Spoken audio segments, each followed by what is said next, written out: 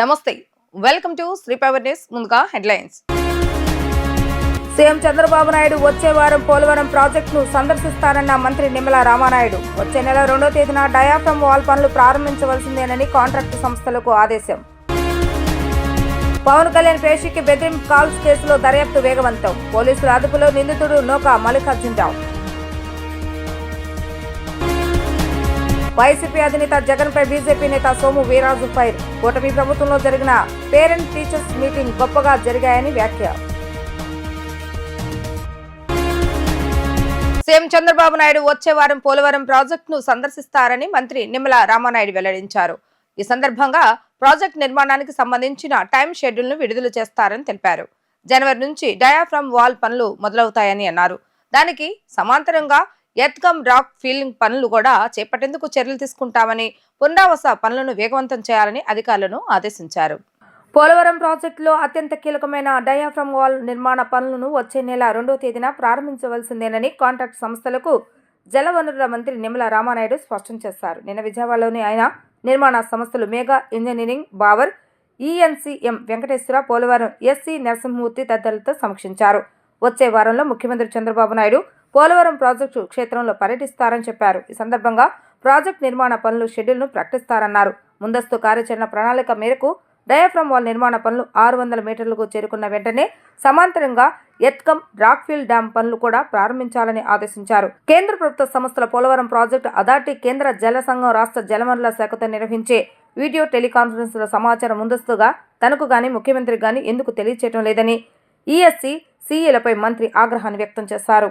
బెదిరింపు కాల్స్ చేసిన నోకా మల్లికార్జునరావు అనే వ్యక్తిని పోలీసులు అదుపులోకి తీసుకున్నారు. నిందితుడు మద్యం మత్తులో ఫోన్ కాల్స్ చేసినట్లుగా పోలీసులు తెలిపారు. రహస్య ప్రాంతంలో మల్లికార్జునరావుని పోలీసులు విచారిస్తున్నారు. పవన్ కళ్యాణ్ పేషికి 9505505556 నెంబర్ నుంచి కాల్ వచ్చినట్లుగా పోలీసులు గుర్తించారు. ఎన్టీఆర్ జిల్లాలోని తిరువూరుకు చెందిన మల్లికార్జునరావు పేరుతో ఈ నెంబర్ ఉందని పోలీసులు తెలిపారు. విజయవాడలోని ఇందిరాగాంధీ మున్సిపల్ స్టేడియం వద్ద టవర్ నుంచి కాల్స్ వచ్చినట్లుగా తేలింది. Vijayawada commissioner Rajasekhar Babu, task force, special branch, law and order విభాగాలకు చెందిన పోలీసులతో 4 బృందాలను ఏర్పాటు చేశారు. ఆగా మేఘాలపై గాలింపు చేపట్టగా ఫోన్ స్విచ్ ఆఫ్ చేయడంతో అతను ఎక్కడ ఉన్నాడు అనేది గుర్తించడం కష్టంగా మారింది. దీంతో విజయవాడతో పాటు తిరువూరులోనూ గాలింపు చేపట్టిన పోలీసులు ఎట్టకేలకు నిందితుడు మల్లికార్జునరావును అదుపులోకి తీసుకున్నారు. కూటమి ప్రభుత్వంలో జరిగిన పేరెంట్స్ టీచర్స్ మీటింగ్ సమావేశాలు గొప్పగా జరిగాయని, కానీ వీటిని జగన్ పబ్లిసిటీ స్టంట్ అనడం సరికాదని బీజేపీ నేత సోము వీర్రాజు మండిపడ్డారు. వైసీపీ ప్రభుత్వంలోనే పేరెంట్స్ కమిటీ సమావేశాలు జరిగాయని, జగన్ అబద్ధాలు చెబుతున్నారని, నాకు తెలిసి ఎక్కడా కూడా ఈ తరహాలో ఇటువంటి పేరెంట్స్ కమిటీ సమావేశాలు జగన్ జమానాలో జరగలేదని స్పష్టం చేశారు. ఈ పేరెంట్స్ మీటింగ్ సమావేశాలు దేశంలోని ఒక గొప్ప అధ్యాయంగా నిలిచాయని అన్నారు. రాష్ట్ర వ్యాప్తంగా ఈ నెల 7న జరిగిన మెగా పేరెంట్స్ టీచర్స్ మీటింగ్ పై బీజేపీ జాతీయ నాయకులు సోము వీర్రాజు స్పందించారు. ఈ నెల 7న స్కూల్స్ లో పేరెంట్స్ కమిటీ సమావేశాలు గొప్పగా జరిగాయన్నారు. పేరెంట్స్ కమిటీ ఏర్పాటు చేసి శిక్షణ తరగతులు ఇవ్వాలని కేంద్ర ప్రభుత్వం ఎప్పుడో ప్రకటించిందని తెలిపారు. గత ప్రభుత్వంలో ఈ తరహా పేరెంట్స్ మీటింగ్ ఎప్పుడూ జరగలేదన్నారు. కూటమి ప్రభుత్వం నిర్వహించిన పేరెంట్స్ మీటింగ్ దేశంలోనే గొప్పగా నిలిచిందని కొనియాడారు. రాష్ట్ర వ్యాప్తంగా 1,50,00,000 మంది ఉత్సాహంతో పాల్గొన్నారని తెలిపారు. ఈ కార్యక్రమం విజయవంతం చేసేలా విద్యాశాఖ అధికారులు జిల్లాల వారీగా మంచి ఏర్పాట్లు చేశారని అన్నారు. సీఎం చంద్రబాబు నాయుడు, విద్యాశాఖ మంత్రి లోకేష్, ప్రజాప్రతినిధులు, అధికారులు అందరూ పేరెంట్స్, స్టూడెంట్స్ తో కలిసి పాల్గొన్నారన్నారు. పిల్లలతో కలిసి భోజనాలు చేసి ఆటలు ఆడుతూ వారిలో ఉత్సాహం నింపారన్నారు. కొంతమంది పిల్లలు గంజాయికి అలవాటు పడి జీవితాలను నాశనం చేసుకుంటున్నారని అన్నారు. ఈ పేరెంట్స్ మీటింగ్ సమావేశాలు దేశంలోనే ఒక గొప్ప అధ్యాయంగా నిలిచాయని కొనియాడారు. ఈ నెల 7వ తేదీన కూటమి ప్రభుత్వం ప్రతిష్టాత్మకంగా parent committee, school parent committee యొక్క సమావేశాన్ని సమగ్ర శిక్షా అభియాన్ ప్రారంభించిన తర్వాత 2001లో సమగ్ర శిక్షా అభియాన్ ప్రారంభించడం జరిగింది.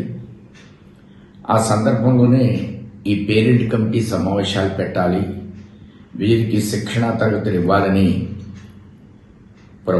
కేంద్ర ప్రభుత్వం నిర్ణయించిన సందర్భంలో ఇప్పటి వరకు భారతదేశ చరిత్రలో ఇంత పెద్ద ఎత్తున ఏ రాష్ట్రంలో కూడా ఒకే రోజు పేరెంట్ కమిటీలు ఒక పండగ వాతావరణంలో స్కూల్స్ దగ్గర పిల్లలందరూ ఆగస్టు 15 ఎంత ఉత్సాహంగా చేస్తారో అదేవిధంగా ఈ పేరెంట్ కమిటీ డేని 7వ తేదీని కూడా ఆ విధంగా రాష్ట్ర వ్యాప్తంగా నిర్వర్తించడం జరిగింది. దీంట్లో సుమారు 1,50,00,000 మంది పాల్గొవాలనే లక్ష్యంతో రాష్ట్ర విద్యాశాఖ మంత్రి, అదేవిధంగా దీన్ని ప్రిన్సిపల్ సెక్రటరీ, విద్యా డైరెక్టర్ గారు, సమగ్ర శిక్ష అభియాన్ పీడీ గారు, కలెక్టర్లతో, విద్యాశాఖ సంబంధించినటువంటి జిల్లా అధికారులతో నిరంతరం మానిటరింగ్ చేయడం, ఏ జిల్లాకు ఆ జిల్లా ఒక విధానపరంగా నిర్ణయం తీసుకుని పేరెంట్ కమిటీలు వచ్చే విధంగా హెడ్ మాస్టర్స్ బాధ్యత వహించే విధంగా ప్రయత్నం చేశారు. చాలా పెద్ద ఎత్తున సక్సెస్ అయింది. ముఖ్యమంత్రి గారు, విద్యామంత్రి గారు బాపట్లలో ఓ స్కూల్లో భోంచేయడం, ఎమ్మెల్యేలు భోంచేయడం, కలెక్టర్ల పేరెంట్ కమిటీస్తో కలిసి భోంచేయడం, అనేక అంశాలు వారితో చర్చించడం, అలానే వారికి ఆటల పోటీలు, పేరెంట్ కమిటీకి ఆటల పోటీలు నిర్వర్తించడం, వివిధ రకాలుగా. అదేవిధంగా ముఖ్యంగా ఇందులో స్కూల్స్లో కూడా ఈ మధ్యకాలంలో గంజాయి అనేటువంటి అంశం బాగా విస్తృతంగా స్కూల్స్లో ప్రవేశిస్తున్న సందర్భంలో ఆ అంశాన్ని కూడా ప్రధానంగా ఈ పేరెంట్ కమిటీ సమావేశాల్లో స్కూల్స్లో చర్చించడం కోసం ప్రయత్నం చేశారు. ఇందులో కలెక్టర్స్, కొన్ని చోట్ల జడ్జిలు కూడా ఈ కార్యక్రమంలో పాల్గొన్నారు, పోలీస్ ఆఫీసర్స్ పాల్గొన్నారు. ఇంత యోజనాబద్ధంగా జరిగినటువంటి ఈ సమావేశాలని మాజీ ముఖ్యమంత్రి గారు దీని ఒక స్టంట్గా, కూటమి స్టంట్గా ఆయన అభివర్ణించడం వారు అవగాహన రాహిత్యంగా నేను భావిస్తున్నాను.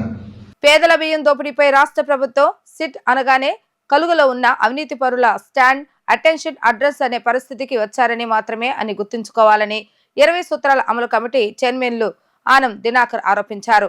సిట్ పేదల బియ్యం దోపిడీ ముఠ ఆట కట్టిస్తుందని మండిపడ్డారు. కాకినాడ పోర్టులో కూలీలకు పని కల్పించడం అంటే అక్రమ బియ్యం వ్యాపారంతో కాదని ఆయన స్పష్టం చేశారు. అమరావతి సచివాలయంలోని తన ఛాంబర్లో 20 సూత్రాల అమలు కమిటీ చైర్మన్ లంకా దినాకర్ మీడియాతో మాట్లాడుతూ రాష్ట్రంలో గడిచిన 5 ఏళ్లలో రమి 80,000 కోట్లు ఖర్చయిందని అన్నారు. 2019-24 మధ్య పేదలకు అందాల్సిన 80,000 కోట్ల ఉచిత బియ్యంలో సింహభాగం అవినీతి పరులకు ఆదాయ మార్గంగా మారింది. 2019-24 మధ్య పౌర సరఫరాల శాఖ 20,930 కోట్ల అదనపు అప్పు చేసింది. సిట్ నివేదిక అందిన వెంటనే పేదల బియ్యం రీసైక్లింగ్ చేసి అవినీతి చేసిన వారిపై రాష్ట్ర ప్రభుత్వం చట్టపరంగా చర్యలు తీసుకుంటుందని ఆయన స్పష్టం చేశారు. రాష్ట్ర ప్రభుత్వం నియమించినటువంటి సిట్టు పేదల బియ్యాన్ని దోపిడీ చేస్తున్నటువంటి ముఠా ఆట కట్టిస్తుంది. కాకినాడ పోర్టులో కూలీలకు పని కల్పించడం అంటే అక్రమ అవినీతి బియ్యంతోటి వ్యాపారం చేయటం కాదు, సక్రమైనటువంటి ఎగుమతులు దిగుమతుల వ్యాపారంతో అనే విషయాన్ని ప్రతి ఒక్కరు కూడా గుర్తుంచుకోవాలి. కరోనా సమయంలో కేంద్ర ప్రభుత్వం పేదల ఆకలిని తీర్చడం కోసం సాధారణంగా ఇచ్చేటటువంటి బియ్యానికన్నా కూడా రెట్టింపు బియ్యాన్ని, గరీబ్ కళ్యాణ అన్న యోజన అనేటటువంటి పథకాన్ని ప్రారంభించి దాని ద్వారా బియ్యాన్ని ఇవ్వటం జరిగింది. అయితే రెట్టింపు బియ్యం కరోనా సమయంలో కేంద్ర ప్రభుత్వం పేదల ఆకలి తీర్చడానికి ఇస్తే, కాకినాడలో పోర్టులో లెక్కలు తీస్తే రెట్టింపు బియ్యం విదేశాలకి తరలి వెళ్ళింది ఆ సమయంలో.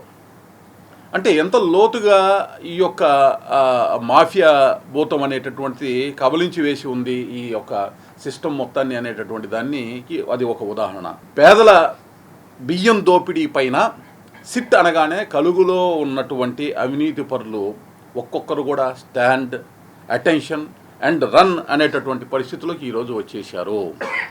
ఉప ముఖ్యమంత్రి పవన్ కళ్యాణ్ గారు బియ్యం ఎగుమతి చేస్తున్నటువంటి నౌకను ఆపడం వెనకాన ఉన్నటువంటి స్ఫూర్తిని ప్రతి ఒక్కరు కూడా గమనించాల్సినటువంటి అవసరం ఉంది. ఎక్కడో ఒక చోట ఇటువంటి అరాచకాలకి చెక్కు పెట్టాల్సినటువంటి పరిస్థితి ప్రారంభించాల్సినటువంటి అవసరం ఉంది అనేటటువంటి దాన్ని, ఆ స్ఫూర్తి వెనకాల ఉన్న వాస్తవాన్ని ప్రతి ఒక్కరు కూడా గ్రహించాలి.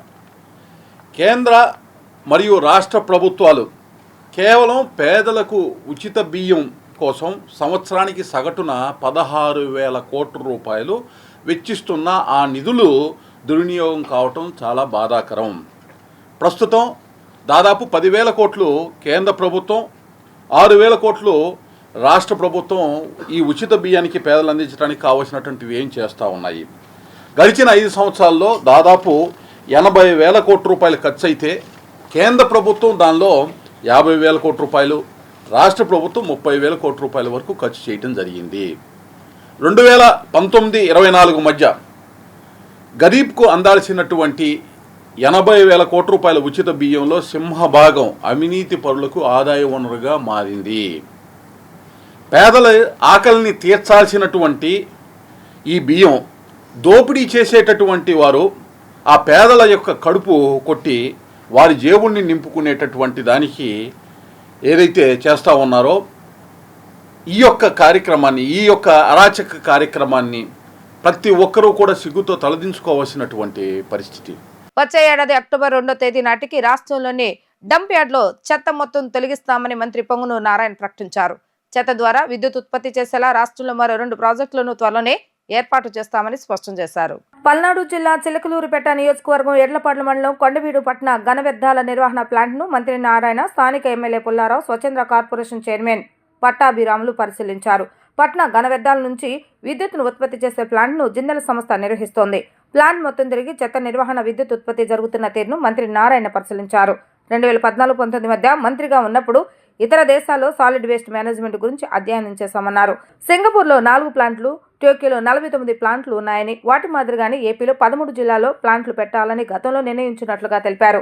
గత వైసీపీ ప్రభుత్వం అధికారంలోకి వచ్చాక విద్యుత్ ఉత్పత్తి ప్లాంట్లను గాలికి వదిలేసిందని విమర్శించారు.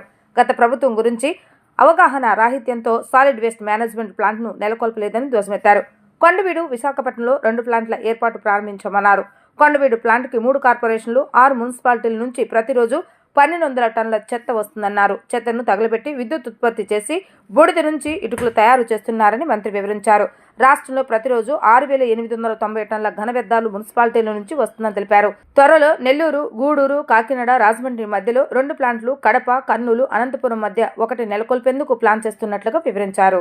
2014-19 మినిస్టర్గా ఉన్నప్పుడు అనేక రాష్ట్రాల్లో, ఇతర దేశాల్లో ఉన్న ఈ యొక్క వేస్ట్ని, సాలిడ్ వేస్ట్ని ఏ విధంగా ట్రీట్ చేస్తే ప్రజలకు ఇబ్బంది లేకుండా ఉంటుంది దాని మీద చాలా స్టడీ చేసాం. స్టడీ చేసిన తర్వాత ఈరోజు సింగపూర్ తీసుకుంటే అప్పటికే సింగపూర్లో 4 ప్లాంట్లు ఉన్నాయి. వాళ్ళ యొక్క కంట్రీలో వచ్చే మొత్తం ఆ 4 ప్లాంట్తో వేస్ట్ ఎనర్జీ ప్లాంట్, ఇలాంటి ప్లాంట్లు వేస్తారు. దాంతో ఎలక్ట్రిసిటీ ప్రొడ్యూస్ అవుతుంది, వేస్ట్ అంతా కంప్లీట్గా బర్న్ అయిపోతుంది. అదేవిధంగా టోక్యోలో చూస్తే 50 వార్డులలో 49 ప్లాంట్లు ఉండే వాళ్ళకి, 50 వార్డులలో 49, వాటిలో 250 కంటే ఎక్కువ టన్నులు ఉండే దగ్గర ఎలక్ట్రిసిటీ ప్రొడ్యూస్ చేస్తున్నారు, మిగతా అది బర్న్ చేసి వదిలేస్తున్నారు. ఇలా ఇవన్నీ స్టడీ చేసిన తర్వాత ఆ రోజు ముఖ్యమంత్రిగా ఉన్న నారా చంద్రబాబు నాయుడు చెప్పడం, వారికి ఢిల్లీలో ఉన్న ఒక ప్లాంట్ని కూడా చూపించడం జరిగింది, జిందాల్ ప్లాంట్ని. వెంటనే అక్కడికక్కడే యాక్చువల్గా ఆ ప్లాంట్ దగ్గర అనౌన్స్ చేశారు, మన రాష్ట్రంలో ఉన్న ఉమ్మడి జిల్లాలో 13 జిల్లాలో 13 ప్లాంట్లు పెట్టమని. వెంటనే టెండర్లు కాల్ఫార్ చేసాం. అయితే ఈ 2 విశాఖపట్నం అండ్ గుంటూరు, ఈ 2టికి ల్యాండ్ అవైలబుల్ అవటం వల్ల వెంటనే స్టార్ట్ అయినాయి. మిగతా దగ్గర ల్యాండ్ చూస్తూ ఉన్నాం. ఇంతలోకి యాక్చువల్గా ప్రభుత్వం మారటం వల్ల వచ్చిన గత ప్రభుత్వం వైఎస్ఆర్సీపీ చెత్త ప్రభుత్వం వదిలేసింది. ఈరోజు ఇక్కడ పెట్టిన ఈ ప్లాంట్ల వల్ల, ఈరోజు గుంటూరులో పెట్టిన ఈ ప్లాంట్ తీసుకుంటే, ఈ ప్లాంట్ వల్ల విజయవాడ, గుంటూరు, మంగళగిరి, తాడేపల్లి, తెనాలి, బాపట్ల, నరసరావుపేట, చిలకలూరుపేట, సత్తెనపల్లి, ఈ మున్సిపాలిటీలో వచ్చే సాలిడ్ వేస్ట్ అంతా ఈ ప్లాంట్కి వస్తుంది, బర్న్ అయిపోతుంది. బర్న్ అయిపోయి మళ్ళీ ఎలక్ట్రిసిటీ ప్రొడ్యూస్ అవుతుంది. ఏదైనా మిగిలితే అది యాష్ రూపంలో వస్తుంది, దాంతో బ్రిక్స్ చేస్తున్నారు. ఇలా ఇన్ని మున్సిపాలిటీస్ నుంచి ఈరోజు చెత్త మొత్తం తీసుకొచ్చేస్తున్నారు, సాలిడ్ వేస్ట్. ఒక ప్లాంట్ పెడితే దానికి సరౌండ్ 50-60 కిలోమీటర్ల డిస్టెన్స్. ఆ రోజు పాలసీ కూడా అలా చేసాం. ఒక ప్లాంట్ పెడితే దానికి సరౌండింగ్స్లో ఉండే 50 నుంచి 60 కిలోమీటర్ రేడియస్లో ఉండే మున్సిపాలిటీస్ కావచ్చు, పంచాయతీలు కావచ్చు, నగర పంచాయతీలు కావచ్చు, మొత్తం దానికి ఇవ్వాలని. ఆ విధంగా ఈరోజు చక్కగా ఇక్కడ జరుగుతుంది. అదేవిధంగా విశాఖపట్నం తీసుకుంటే, విశాఖపట్నంలో కూడా ఒక ప్లాంట్ పెట్టాం. విశాఖపట్నంలో కూడా సరౌండ్ 50 కిలోమీటర్స్ రేడియస్లో ఉన్న వేస్ట్ మొత్తం అక్కడికి వస్తుంది. మొత్తం మీద ఈ రాష్ట్రంలో రోజుకి 6,890 టన్స్, మెట్రిక్ టన్స్ వేస్ట్ వస్తుంది. యావరేజ్న 6,890 మెట్రిక్ టన్స్. ఈ 2 ప్లాంట్ల ద్వారా, ఈ 2 ప్లాంట్తోనే ఈరోజు దాదాపు 2160 టన్నులు ట్రీట్ అయిపోతుంది.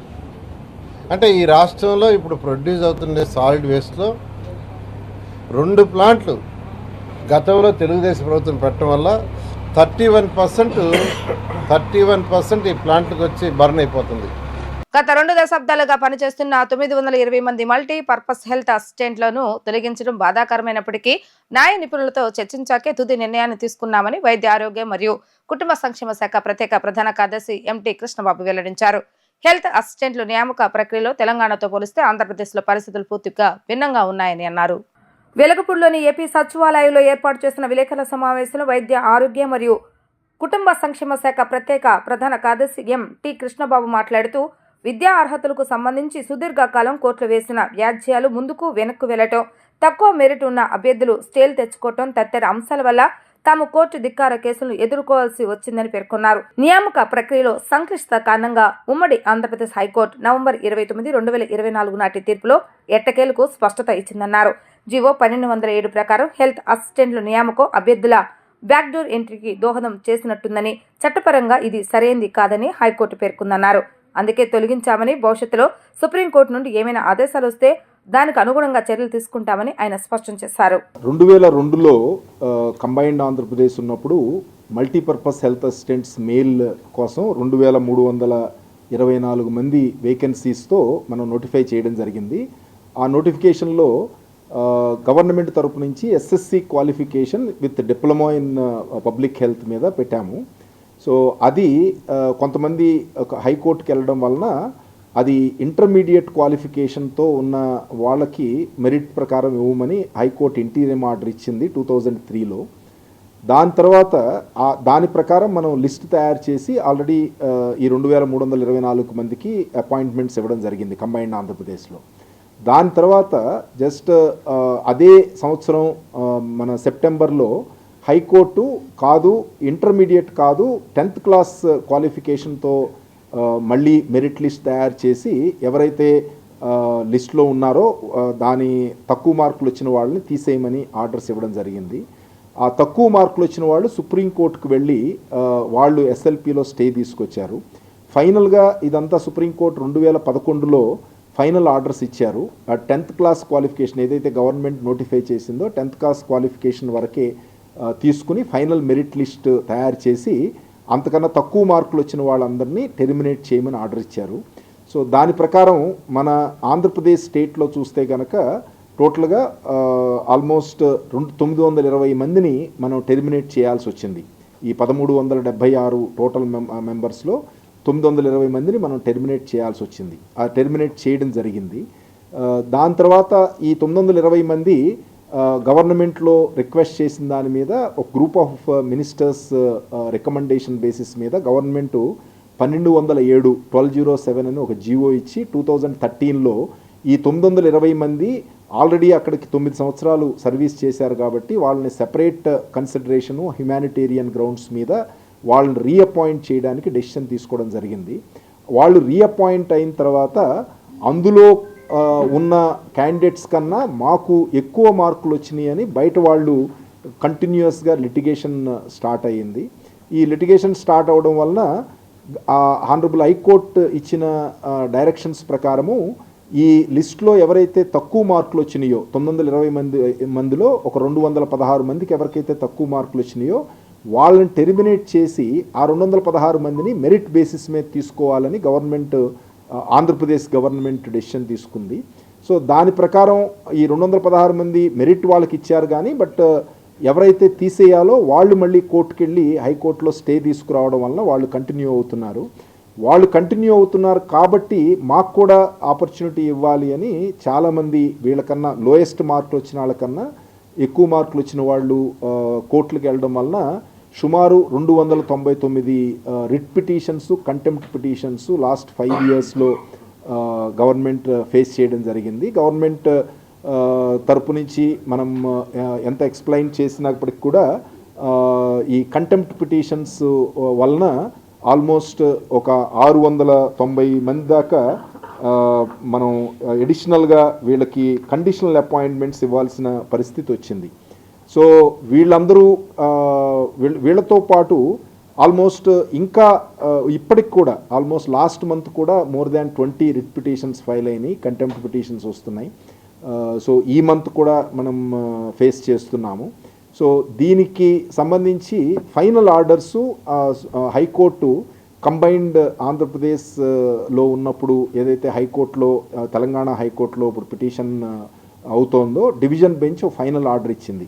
ఏంటంటే సుప్రీంకోర్టు ఇచ్చిన ఆర్డర్స్ ప్రకారం ఓన్లీ ఎన్నైతే వేకెన్సీస్ మనం నోటిఫై చేశామో అన్ని వేకెన్సీస్ మాత్రమే మెరిట్ బేసిస్ మీద ఫిలప్ చేయడానికి గవర్నమెంట్కి పవర్ ఉంది. సో ఎడిషనల్ వేకెన్సీస్లో ఫిలప్ చేయడం అనేది back door entry method allow చేయరు. సో అందుకని ఎవరైనా సరే మెరిట్ లిస్ట్లో ఉండి ఒరిజినల్ వేకెన్సీస్లో ఫిలప్ అయిన వాళ్ళు మాత్రమే కంటిన్యూ అవడానికి పర్మిటెడ్, మిగతా వాళ్ళందరినీ కూడా తీసేయమనేది హైకోర్టు ఆర్డరు.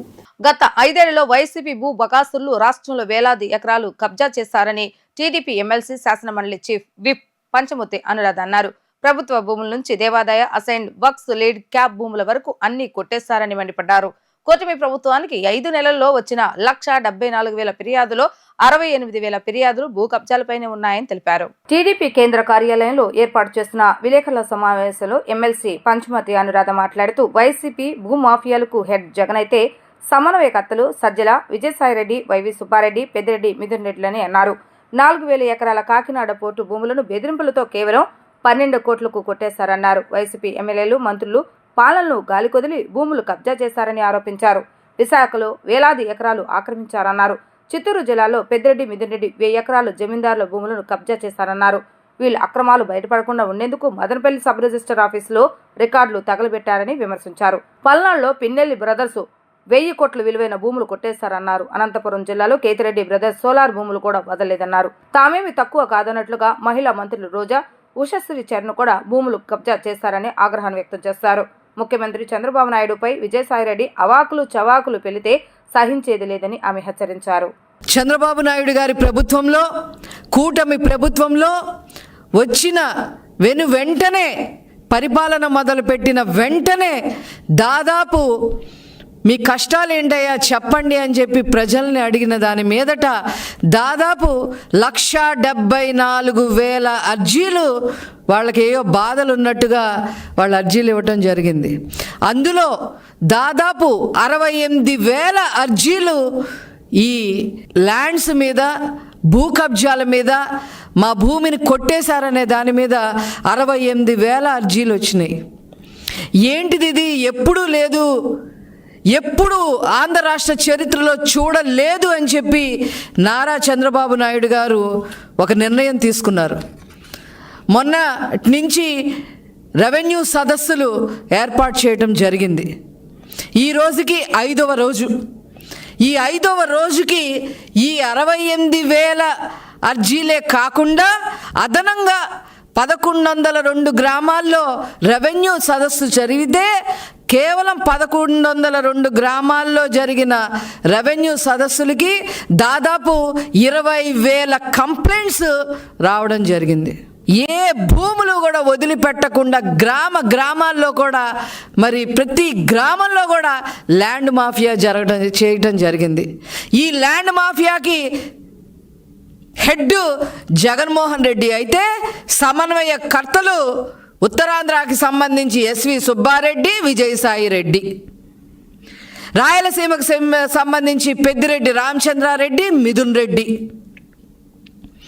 ఇక్కడ మొత్తం సమన్వయకర్తగా ఇక్కడ అమరావతి కోస్తా జిల్లాలో ఈ సమన్వయకర్త, ఈ ల్యాండ్ మాఫియా సమన్వయకర్త ఎవరు అంటే సజ్జల రామకృష్ణారెడ్డి. వీళ్ళ ఆధీనంలో ఈ ప్రాంతాలందరినీ ఉంచుకొని ల్యాండ్ మాఫియాకి తెగబడ్డారు. వీళ్ళకి అదనంగా మంత్రులందరూ పరిపాలన చేయాల్సింది పోయి వాళ్ళకిచ్చిన శాఖల్లో మరి నాలెడ్జ్ ఎక్వైర్ చేసుకొని ప్రజలకి తోడ్పాటు చేయాల్సింది పోయి మంత్రులందరూ కూడా భూ కబ్జాలు చేయటం జరిగింది. ఎంత దారుణం అంటే కాకినాడ పోర్టుతో సహా కబ్జా చేసి 4,000 ఎకరాలు 12 కోట్లకి రాయించేసుకొని మరి భూ కబ్జా చేసేయటం జరిగింది. అలాగే పెద్దిరెడ్డి రామచంద్రారెడ్డి, మిథున్ రెడ్డి రాజాలపల్లిలో మరి దాదాపు 1000 ఎకరాలు జమీందారు భూముల్ని కూడా కాజేశారు. ఈ ఫైల్స్ అన్నీ ఎక్కడ కనపడతాయా అని చెప్పి, ఎక్కడ కనపడితే ఏం చేస్తారో ఈ ప్రభుత్వం అని చెప్పి మదనపల్లిలో ఫైళ్లు కూడా తగలపెట్టేసిన సంగతులు మనం చూసాం. ఈ నెల 11, 12 తేదీలో అమరావతిలోని సచివాలయంలో 2 రోజుల పాటు కలెక్టర్ల సదస్సు నిర్వహించేందుకు ప్రభుత్వం నిర్ణయించింది. సచివాలయంలోని 5వ బ్లాక్ లో సదస్సులు నిర్వహిస్తున్నట్లుగా వెల్లడించారు. సుప్రీంకోర్టు జడ్జిమెంట్ ఎస్సీ వర్గీకరణను తీవ్రంగా మాలలు వ్యతిరేకిస్తున్నారని దేవిశ్రీ ప్రసాద్ న్యాయవాది జడా శ్రావణ్ కుమార్ అన్నారు. వర్గీకరణ చేసేందుకు రాష్ట్రాలకు అధికారం లేదని, ఇది రాజ్యాంగ విరుద్ధమని అన్నారు. సుప్రీంకోర్టులోనే విభిన్న జడ్జిమెంట్లు ఇచ్చిందన్నారు. వర్గీకరణ చాలా క్లిష్టమైన సమస్య అని వారు అన్నారు. వర్గీకరణ కులాల మధ్య చిచ్చు పెట్టడమేనని వారు ఆగ్రహాన్ని వ్యక్తం చేశారు. 29 రాష్ట్రాల్లో 22 రాష్ట్రాలు వర్గీకరణకు వ్యతిరేకంగా ఉన్నాయని అన్నారు. మళ్ళీ ఇప్పుడు వర్గీకరణ ఏమిటని జస్టిస్ బేలా ద్వివేది డిసైడ్ నోట్లో రాశారని ప్రసాద్ తెలిపారు. ఇది సంపూర్ణమైన జడ్జిమెంట్ కాదన్నారు. కూటమి ప్రభుత్వం విభజన చేయాలని చూస్తుందని అన్నారు. కులగణన చేసిన తర్వాత మాత్రమే వర్గీకరణ చేయాలని డిమాండ్ చేశారు. ఈ సందర్భంగా గుంటూరులో జరిగే మాలల గర్జన బహిరంగ సభ గోడపత్రికను వారు ఆవిష్కరించారు. నేను రాష్ట్రంలో ఉన్న ప్రతి దళిత బిడ్డను కోరుతున్నా, ఈరోజు రాష్ట్ర ప్రభుత్వాలు మాల ఓట్లు మాకు అవసరం లేదు, మాలవాడు అంటే ఊరికి దూరంగా ఉండాల్సిన వాడు, మాదిగవాడిని మాలవాడి మీదకి ఉసుగొలిపి రాజ్యాధికారం సాధిద్దాం, మన చిత్తి పంటల మీద పేర్చి ఆ చిత్తి మంటల్లో చలిగాల్చుకుందామని చూసే రాజకీయ పార్టీలకి మనం సమాధానం చెప్పొద్దా? మనం ఇంట్లో కూర్చొని ఉందామా? మనం రోడ్డు మీదకి రావద్దా? మన హక్కుల్ని మనం సాధించుకోవద్దా? తెలంగాణలో 20 లక్షలు 30 లక్షలు ఉన్నటువంటి తెలంగాణలో లక్షలాది మందిగా తరలి వచ్చి వాళ్ళ ఐక్యతను చాటారు. ఆంధ్రప్రదేశ్ రాష్ట్రంలో 80 లక్షల మంది ఉన్నాం. 8 లక్షల మంది రేపొద్దున గుంటూరులో జరిగేటువంటి మాల సంఘాల సభకి దళిత సంఘాల ఐక్యవేదిక కావాలి. ఇది కేవలం మాల సంఘాలు చేసే పోరాటం కాదు. రేపు డిసెంబర్ 15న గుంటూరులో జరిగేటువంటి సభ మన ఆత్మగౌరవ సభ, మన భవిష్యత్తు సభ, భావి తరాలకు మనం ఏమి ఇవ్వబోతున్నామో చెప్పేటువంటి సభ. ఈ సభ చూసి రాజకీయ నాయకుల గుండెల్లో రైళ్లు పరిగెత్తాలి. చంద్రబాబు నాయుడు గుండెల్లో ఒక రాజకీయ పరమైనటువంటి పోరాటం సాగుతుంది.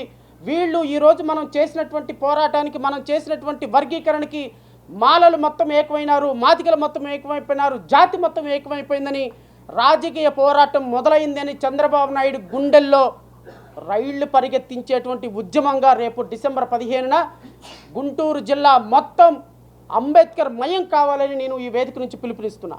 ఎంతో కష్టపడి ఒక ఐఆర్ఎస్ ఆఫీసర్గా భారతదేశంలోనే ఒక అత్యున్నతమైనటువంటి సర్వీస్లో పనిచేసినటువంటి దేవి ప్రసాద్ గారు అధ్యక్షతన జరిగేటువంటి సభలో కొన్ని లక్షల మంది యువకులు, భావి తరాలకి సారథ్యం వహించగలిగిన యువకులు, ఈ జీవితాలు మీవే.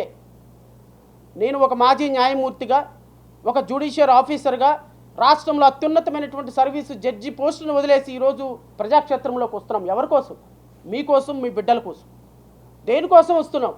ఎందుకు? ఒక ఐఆర్ఎస్ ఆఫీసర్గా, ఇన్కమ్ ట్యాక్స్ కమిషనర్గా రిటైర్డ్ అయ్యి ఈరోజు జాతి కోసం అహర్నిశలు దేవి ప్రసాద్ గారు ఎందుకు కష్టపడుతున్నారు? మీకోసం, మీ బిడ్డల కోసం. రేపొద్దున మీ బిడ్డల రిజర్వేషన్ల కోసం, ఈరోజు ఎంప్లాయీస్గా మీ రిజర్వేషన్ల కోసం, ఎంప్లాయీస్గా మీ ప్రమోషన్ల కోసం, ఇంటి పక్కన ఇంటి ఎదురు ఉన్నటువంటి వాళ్ళు పొలాలు ఆస్తులతోటి ఉద్యోగాలు వాళ్ళు లక్షలు సంపాదించుకుంటే మనకున్నది కేవలం ఉద్యోగం, రిజర్వేషన్లు మాత్రమే. ఆ రిజర్వేషన్లో కూడా కోత పెట్టినటువంటి ప్రభుత్వాలను ఎదిరించడం కోసం, మన భావితరాల కోసం, మన బిడ్డల కోసం, మన భవిష్యత్తు కోసం రాష్ట్రంలో, దేశంలో రాజ్యాధికారం సాధించాలన్న బాబాసాహెబ్ అంబేద్కర్ కలల కోసం మనం రావాలి తప్ప ఇది ఎవరో బొట్టు పెట్టి పిలిచే కార్యక్రమం కాదు సోదరులారా. నిరుద్యోగులకు ఉద్యోగాలు లేక మలమల మాడిపోతుంటే వర్గీకరణ అనేటువంటి దాన్ని వంక పెట్టుకుని మీరు డిఎస్సిని ఎలా ఆపుతారు? వర్గీకరణ చట్టం ఇప్పుడు రాష్ట్రంలో లేదు. లేని చట్టాన్ని చూపించి దానికి డిఎస్సి అలాగే ఎంప్లాయ్మెంట్ మొత్తం ఆపేశారు, రిక్రూట్మెంట్ అంతా. అది కరెక్ట్ కాదు. మీరు వెంటనే రిక్రూట్మెంట్ స్టార్ట్ చేయండి. మందాకృష్ణ ఆపేయమంటే ఆపేస్తారా? దీనివల్ల ఓసీలు నష్టపోతున్నారు, బీసీలు నష్టపోతున్నారు, ఎస్సీలు నష్టపోతున్నారు, ఎస్టీలు నష్టపోతున్నారు. వర్గీకరణ మ్యాటర్ ఓన్లీ ఎస్సీలకు సంబంధించింది. మరి ఇతర వర్గాలన్నీ కూడా నష్టపోతున్నాయి మీరు ఆపేయటం వల్ల. కాబట్టి మీరు గమనించండి సోదరులరా, మాదిలకు కూడా నష్టమే. ఇది ఉద్యోగం రాకుండా పోతాయి. మీకు ఒక వర్గీకరణ జరిగినా మీకు ఎంత వస్తుంది? మాదిగలు మీరు చాలా తక్కువ ఈ రాష్ట్రంలో జనాభా. ఈ జనాభాలో అతిపెద్ద కులం మాల కులం, 70 లక్షలు ఉన్నాం. మీరు తక్కువ మంది ఉన్నారు, 27 లక్షలు ఉన్నారు మీరు. కాబట్టి మీకేం పెద్ద ఫలాలు అందవు. పైగా ఈయన జిల్లాల వారీగా రిజర్వేషన్ వర్గీకరణ చేస్తానని చెప్పి చెప్తున్నాడు ముఖ్యమంత్రి గారు. జిల్లాల వారీగా చేస్తే ఇంకా నష్టపోతారు మీరు. ఎందుకంటే ఉన్న 26 జిల్లాల్లో 20 జిల్లాల్లో మాలలే అధికంగా ఉన్నారు. ఓన్లీ 6 జిల్లాల్లో మాత్రమే మాదిగలు అధికంగా ఉన్నారు. కాబట్టి 6 జిల్లాల్లోనే మీకు ఎక్కువ పోస్టులు వస్తాయి, మిగతా వాటిలో రావు. మరి నష్టపోతారు కదండి. 15% రిజర్వేషన్ ఉన్నట్టుగా ఉంచితే మీకు ఇతర జిల్లాల్లో కూడా కొంచెం పొందే అవకాశం ఉంటుంది కదా. కాబట్టి ఇది మీకే నష్టం చేస్తుంది. ఇది జిల్లాల వారీగా వర్గీకరణ చేయటం అనేటువంటిది చాలా క్లిష్టమైనటువంటి విషయం. దీన్ని అమలు చేయటం కూడా కష్టమే. ఎందుకంటే జోనల్ వారీ రిక్రూట్మెంట్ ఉంది. జోనల్ వారీ రిక్రూట్మెంట్లో మళ్ళీ జిల్లాల వారీగా ఎలా చేస్తారు వర్గీకరణ? సపోజ్ ఒక జిల్లాలో ఒక జోన్లో ఎస్సీ పోస్టులు కనుక లేకపోతే ఇక అక్కడ వర్గీకరణే ఉండదు. వార్తలు ముగించే ముందు హెడ్లైన్స్ మరొకసారి. సీఎం చంద్రబాబు నాయుడు వచ్చే వారం పోలవరం ప్రాజెక్టును సందర్శిస్తారన్న మంత్రి నిమ్మల రామానాయుడు. వచ్చే నెల 2వ తేదీన డయాఫ్రమ్ వాల్ పనులు ప్రారంభించవలసిందేనని కాంట్రాక్టు సంస్థలకు ఆదేశం.